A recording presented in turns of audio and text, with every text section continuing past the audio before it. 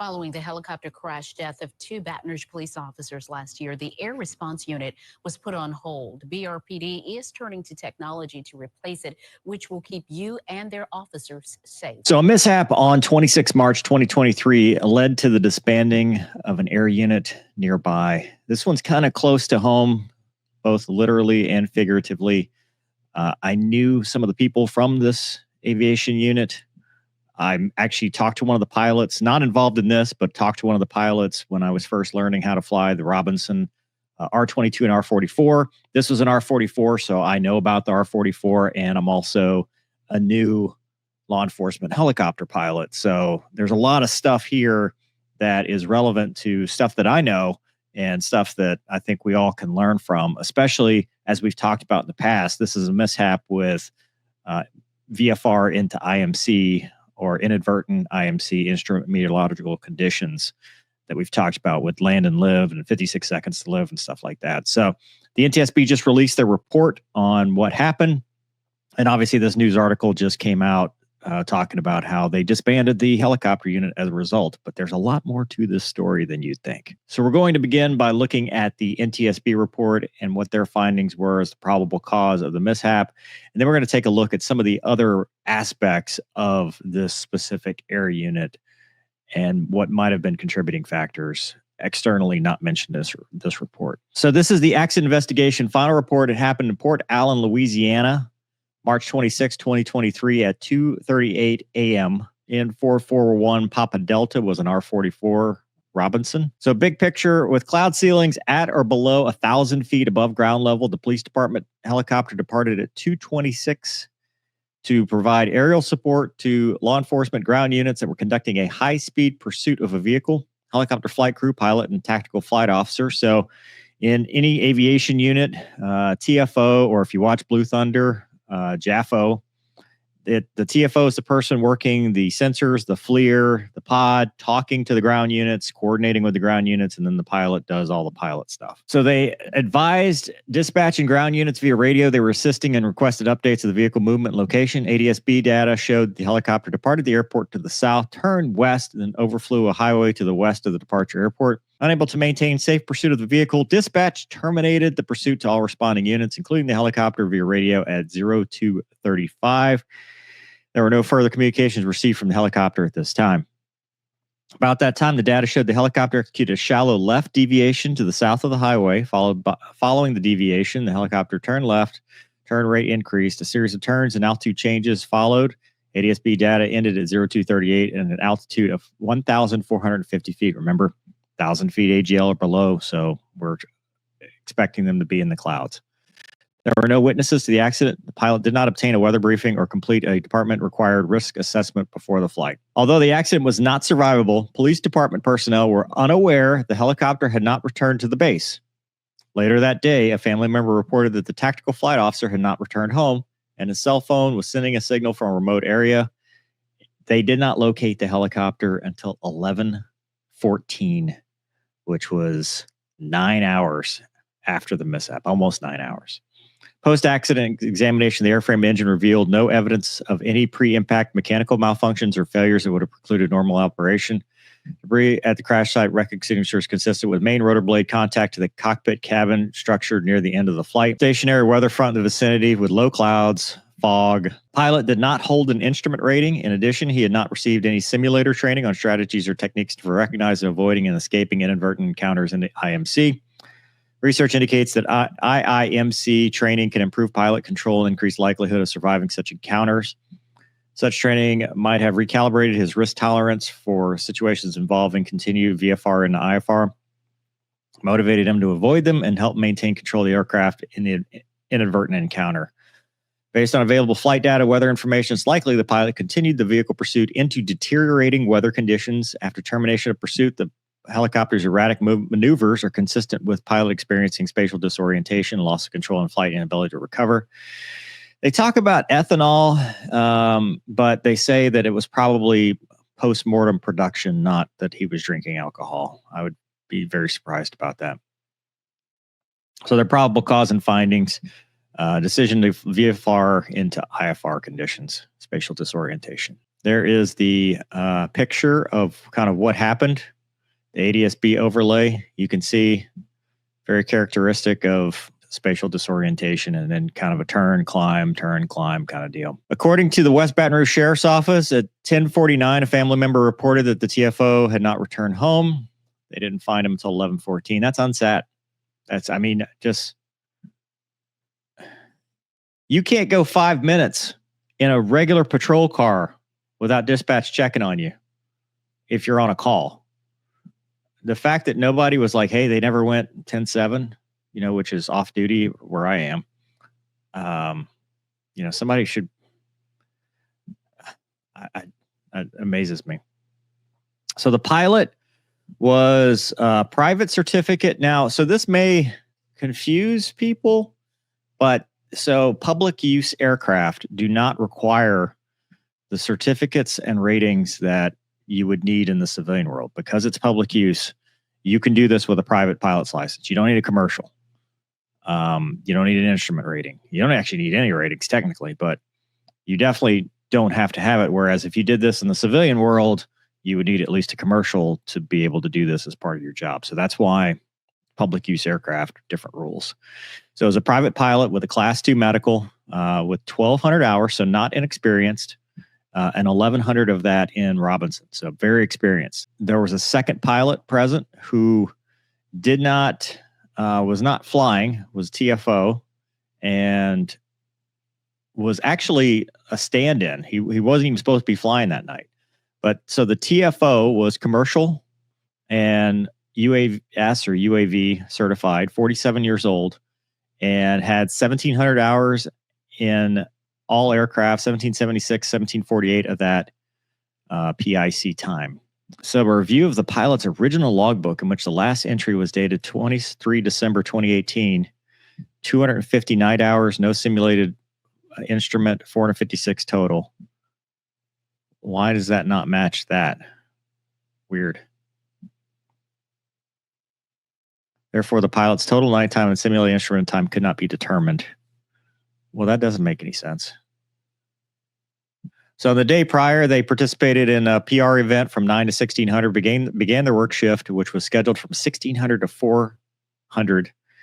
BRPD air support units has base quarters with a couch available should the staff needs rest. However, BRPD policy typically does not allow rest periods. That's stupid. That is, any time really, you should be able to rest as a pilot when you're not currently on a call. That's dumb. That's not safe. The TFO held a commercial pilot certificate with rotorcraft, helicopter, and remote ratings. The TFO did not hold a current medical. So whatever happened, their medical, just doing TFO duties on that. The aircraft itself had just done an annual a couple months prior in January, or their last inspection for the annual, and it had 6,500 hours and was equipped with a 2,200 airframe inspection was completed on the helicopter. So they just done that. Wow. Robinsons require every 2,200 hours to basically be rebuilt. And they had installed a new Lycoming engine, a GTN 750XI, which is a very nice display, and other avionics upgrades. So they'd spent a lot of money on this. So the weather at the time, they were 9 miles from the nearest airport, which is Baton Rouge. They were calling visibility 10 miles, but overcast at 900 feet, 8 knots of wind. So that's the 900 feet, and they're assuming it was about 1,000 feet at the accident site. So that's your problem. The GOES 16 visible and infrared data were reviewed from that period, and they indicated low cloud cover, combination of low, very low level water clouds with cloud cover moving northward, expanding in coverage. So it was bad and getting worse in the region due to the weather. And then the AirMet was issued at 5 hours before the incident for IFR conditions due to mist and fog. Cloud bases between 300 and 600 feet was what the graphical forecast showed. Search of archive information indicated pilot did not request weather information from Lido's flight service or ForeFlight. Oh, wow. So how I don't know how they find that out, because if I just hit ForeFlight in the airport, it'll show me what the weather is. But okay. It is unknown that the weather information, if any, the pilot checked or received during the flight. He could have checked his phone. According to the ASU standard operating procedure, however, the PIC will obtain and assess an official weather briefing upon his tour of duty. So, yeah, he didn't do that. That's not good. There's the wreckage. Main rotor transmission mast section of the rotor blades came to rest in a wooded wetland area 250 feet. Was equipped with a 406 emergency locator transmitter found in the debris field and separated from the mounting structure. Antenna wire was severed about 4 inches. Why didn't the ELT go off? Like, nobody was tracking this helicopter? Pilot's throttle was on and the collective was near up. So, pulling the guts out of it, essentially. They tried to pull the data from the GTN 750, but it didn't have an SD card on board, and they couldn't. They said, well, we got enough with the ADSB.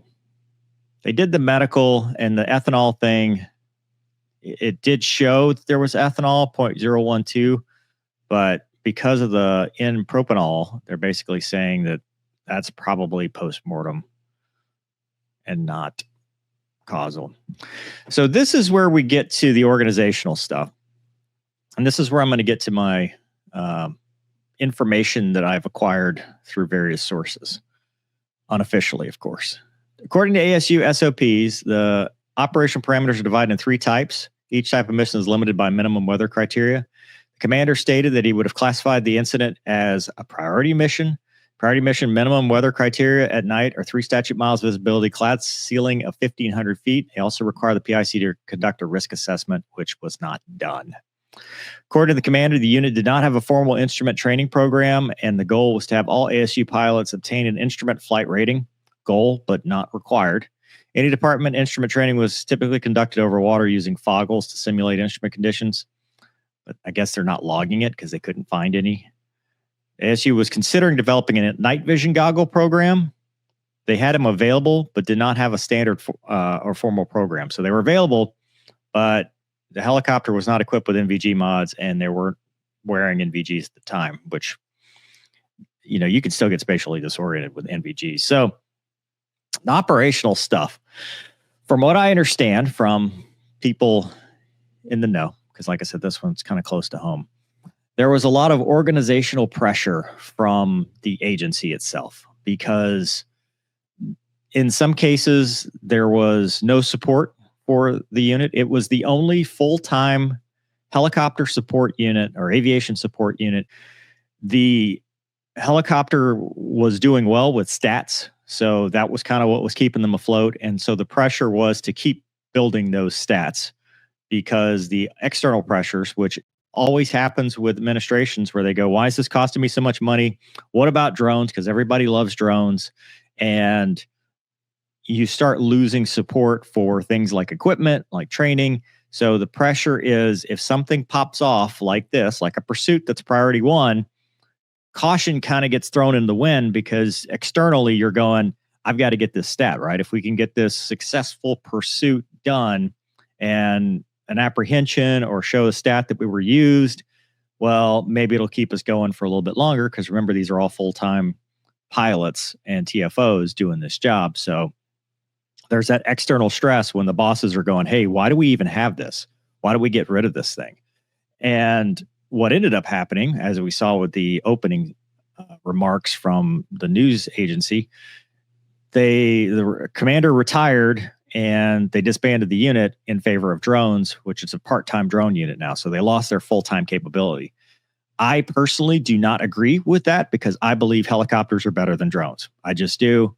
If you see them in action side by side, helicopters have a lot more capability. And I've seen in real world scenarios where we'll have a situation that requires air support, the drone can't do it, and they'll have to call in a helicopter from another agency, sometimes multiple other agencies. So losing this capability is good for no one. But going back to the mishap, when you've got pressures and an unsupportive administration, it can push and become a self-fulfilling prophecy, because now we had a mishap and gave all the excuse they needed to get rid of both helicopters, because they had a Bell 206. And now we have nothing except drones. So that's unfortunate. That's what happens. The cause, though, is spatial disorientation. And I've talked about this, Land and Live, 56 Seconds to Live. Bruce Webb was on, Airbus in association with the US HST, US Helicopter Safety Team, and Verticon, VAI. They've created this awareness program for inadvertent and IMC because it is so dangerous for helicopter pilots. Fixed wing pilots like me, or people that started in the fixed wing world, we do a lot more instrument. We do a lot more simulated instrument just to get your PPL. You get a lot more training, and then getting an instrument is not as prohibitive because all the requirements, and I've said this before, the requirements for a helicopter to be instrument rated are too restrictive. They are. And what this leads to is helicopter pilots, just like the Kobe Bryant thing, just like others, where they don't either maintain proficiency, they don't get the helicopter certified. It becomes a secondary thing where they either try to fly lower or, turn around, find clear airspace versus the easy thing, which is give me an IFR pickup and transition to instruments. But I think as a culture in the helicopter community, it has become so restrictive to get instrument helicopter that people think, well, I don't need an instrument rating. I don't need instrument proficiency. I don't need instrument practice. One of the good things about the agency I fly for is there is a heavy emphasis on instruments and transitioning to instruments because the places we fly, even on a clear night, can be so dark with no horizon that it's almost a complete instrument maneuver. Like the entire thing, because there's just no horizon, there's no cultural lighting, there's nothing out there to give you a sense of what you're looking at. So there is a high emphasis on having the right equipment. And with a public use aircraft, you don't need to be instrument certified. You don't need an instrument certified panel just to fly instruments. I mean, you can go, hey, look, I'm transitioning instruments because of this. In this specific case, there were two pilots that were there that could have and maybe should have been backing each other up. And it's unfortunate they got in the situation they did. But this is a lesson to all of us. Preventing similar accidents, they talk about it. Safety considerations such as deteriorating weather, helicopter limitation, auto rotation performance, restrict the scenarios can be formed in a helicopter. During flight training, recreate the element of surprise. Yeah. And I've got the Icarus trainer, and we've done videos on the Icarus trainer. That's a very good tool that people can use. Having that startle factor, having that, hey, now you're an IMC transition. But I think that the FAA needs to relax certification requirements for instrument helicopters and make it more prevalent in helicopters, because helicopters, we lose helicopters to IIMC conditions way more than any other type of aircraft. Fixed wing doesn't have the problem to the extent that the helicopter community does. I appreciate those that have reached out locally, to kind of add context to this. Obviously, it's pilot error and IMC, the weather wasn't good and the conditions weren't deteriorating. And we can learn from that. We've talked about it, 56 Seconds to Live and stuff like that. But we also have to look at organizational external pressures. And sometimes we don't do a good job of educating non-flyers who are in positions of authority of the value of what we're doing, and they see shiny toys and think that we can save money and do the exact same mission, which is completely false. Drones are not in the same category as helicopters, at least now, but it still created an external pressure. We also have a tendency to get complacent, and there's a little bit of complacency here with weather briefings and risk management. I love that they were doing risk management stuff, but you still have to do it. And sometimes, even if there is a juicy pursuit, you got to say, look, the weather's not good and we're going to cancel. And they ended up calling off the pursuit anyway. They didn't even find the guy. So that's terrible. The fact that they didn't find the wreckage for almost 9 hours is a failure of the agency, point blank. Dispatch should have had a timer to know that they never went off duty. That's kind of common sense. There by the grace of God go I, right? Any of this stuff can happen to me. Even with thousands of hours of instrument time, I could be vulnerable to spatial disorientation. I can be vulnerable to inadvertent IMC and spatial disorientation. So nobody's immune. But the thing is to know that you are likely to experience it, recognize, confirm, recover, and trust your instruments and get yourself out. Land and live, turn around, do whatever you have to do. Take the training from VAI, take the training from the USHST, and take it seriously, because this is something we see very often, even at night without clouds. I mean, spatial disorientation can happen. Anyway, my thoughts are with the families and friends of those that were lost in this mishap. Let me know in the comments what you think. We'll see you next time.